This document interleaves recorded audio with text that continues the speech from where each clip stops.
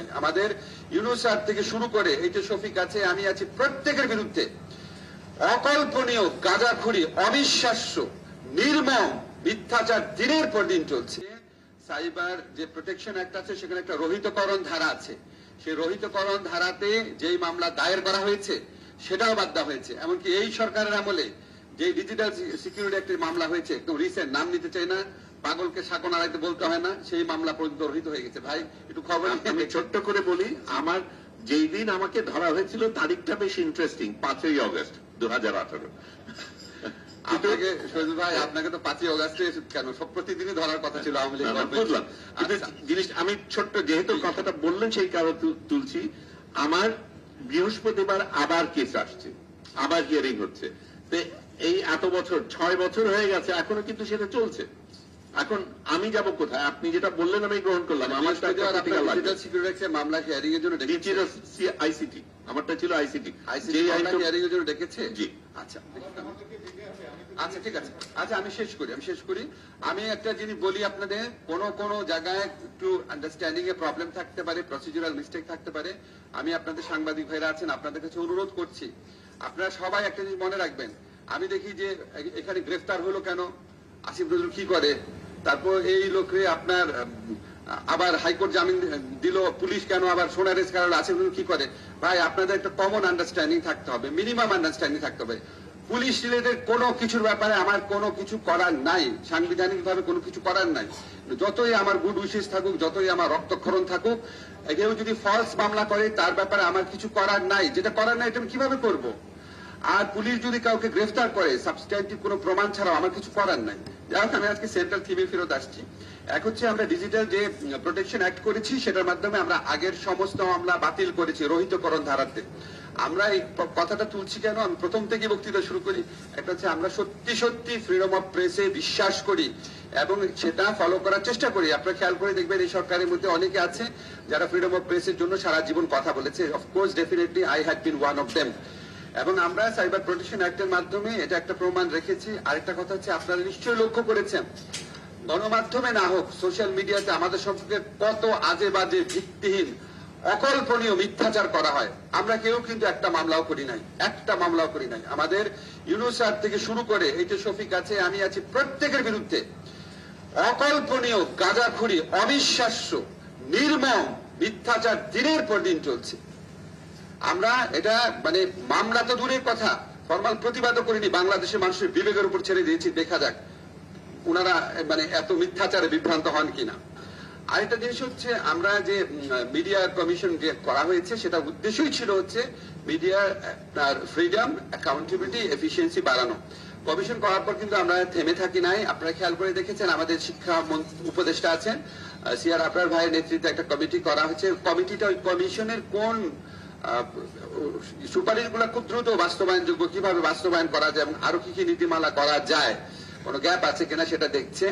আমরা আইন মন্ত্রণালয়ের পক্ষ থেকে তথ্য মন্ত্রণালয়কে জানিয়েছি যে তাদের জন্য যে আশু বাস্তবায়নযোগ্য যে সুপারিশগুলো আছে সংস্কার কমিশনে, তারা আমাদের হেল্প চাইলে আমরা হেল্প করবো। আশা করি তারা ওই ব্যাপারে উদ্যোগ নেবে। এখন আপনারা বলতে পারেন, নিশ্চয়ই আপনাদের সবার মনে হচ্ছে যে আচ্ছা, সাংবাদিকদের তাহলে অ্যারেস্ট করা হলো কেন, সাংবাদিকদের বিরুদ্ধে মামলা করা হলো কেন?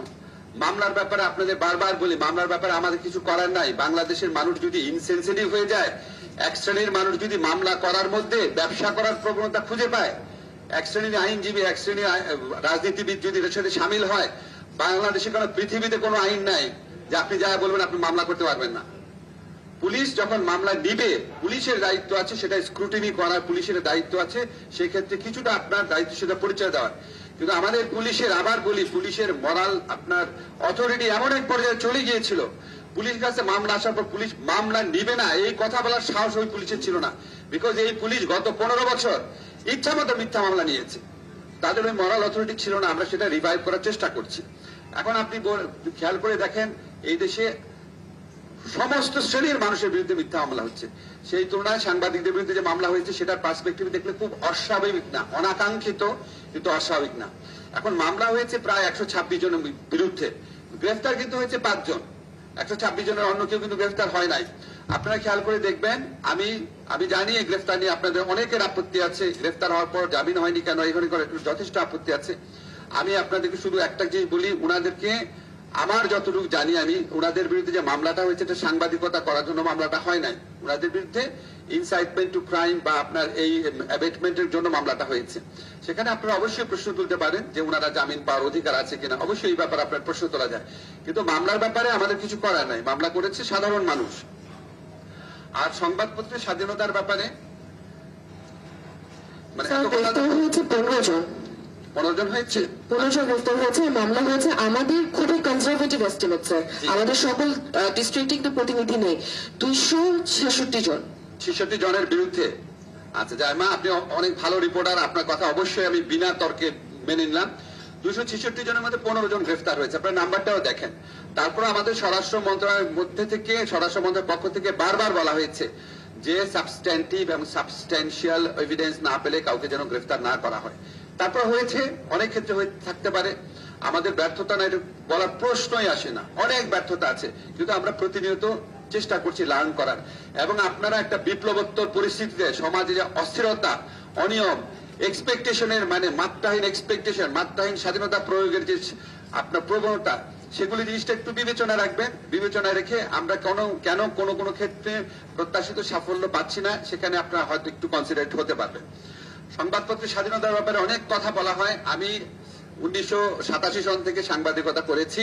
আমি আপনাদের কয়েকটা কথা শুধু বলি, এখানে সাংবাদিক ইউনিয়নের নেতারা নাই, কিন্তু আমি আপনাদের একটা জিনিস সবসময় আগে বলতাম, এখনো বলি, আমরা ঢাকা ইউনিভার্সিটি শিক্ষক সমিতি এত দলাদলির পর 2 ভাগ হয় নাই, সুপ্রিম কোর্ট আইনজীবী সমিতি এত দলাদলির পর 2 ভাগ হয় নাই। শেষ মুহূর্তে শেখ হাসিনা চেষ্টা করেছিল, বোধহয় হয়ে যেত, কিন্তু হয় নাই। কিন্তু সাংবাদিকরা আপনারা তো বহু আগে, শেখ হাসিনা আসারও আগে 2 ভাগ হয়ে বসে আছেন। আপনারা প্রত্যেকটা জায়গায় 2টা করে কমিটি, প্রত্যেকের বিরুদ্ধে যুদ্ধ করে, নিজেরাই যুদ্ধ করে। তাহলে আপনি স্বাধীন হবেন কিভাবে? যেই দেশে নিজেরা যুদ্ধ করে সেই দেশ কোনোদিন স্বাধীন হয়? আপনারা আগে এই যে সংস্কারের কথা বলেন, আপনারা এই সংস্কারটা আগে করেন, একটা ইউনিয়ন করেন, সুষ্ঠু অবাধ নির্বাচন করে একটা প্রেস ক্লাব করেন, সবাই নিজের আগে ঐক্যবদ্ধ হন। আমরা এরশাদ বিরোধী আন্দোলনের সময় রাজপথে ছিলাম, সাংবাদিকদের সাথে ছিলাম, এই প্রেস ক্লাব থেকে মিছিলে দেখেছি সাংবাদিকদের ঐক্যের কত বড় শক্তি থাকে। সেকেন্ড সমস্যা হচ্ছে, আপনারা আমাদের দেশে কিছু এনাবেলিং অ্যাক্ট আছে যেটাতে ফ্রিডম অফ প্রেস বা প্রেসের এফিসিয়েন্সি প্রয়োগ করার স্কোপ আছে। একটা ধরেন freedom of information act. Freedom of information অ্যাক্টের মধ্যে দুর্বলতা আছে, কিন্তু আপনারা যারা সাংবাদিকরা আছেন, আপনাদের কাছে আমার বিনীত প্রশ্ন, এই আইনের মধ্যেও যেইটুকু তথ্য পাওয়ার সুযোগ ছিল সেটা বদিউল আলম ভাই চেষ্টা করেছে, আপনারা কি করেছেন? কেন করেন নাই? আমাদের প্রেস কাউন্সিল অ্যাক্ট আছে, আপনারা কি প্রেস কাউন্সিল অ্যাক্টের মধ্যে যতই সীমাবদ্ধতা থাক এটাকে অ্যাক্টিভেট করার চেষ্টা করেছেন আপনারা সাংবাদিকরা? আমাদের সমস্যা আছে, আমি আপনাদের কথাগুলো বলছি, আপনারা এই জিনিসগুলো করেন, সাংবাদিকদের শক্তিমত্তা, সাংবাদিকতার ইন্ডিপেন্ডেন্স আরো অনেক বৃদ্ধি পাবে। আমরা ছিলাম এতক্ষণ সিডাপ মিলনায়তনে এবং সেখানে আইন উপদেষ্টা আসিফ নজরুল কথা বলছিলেন এবং নিশ্চয়ই তার বক্তব্য সহ এই আয়োজনে আরও বিস্তারিত থাকবে আমাদের পরবর্তী সংবাদ সংযোগগুলোতে।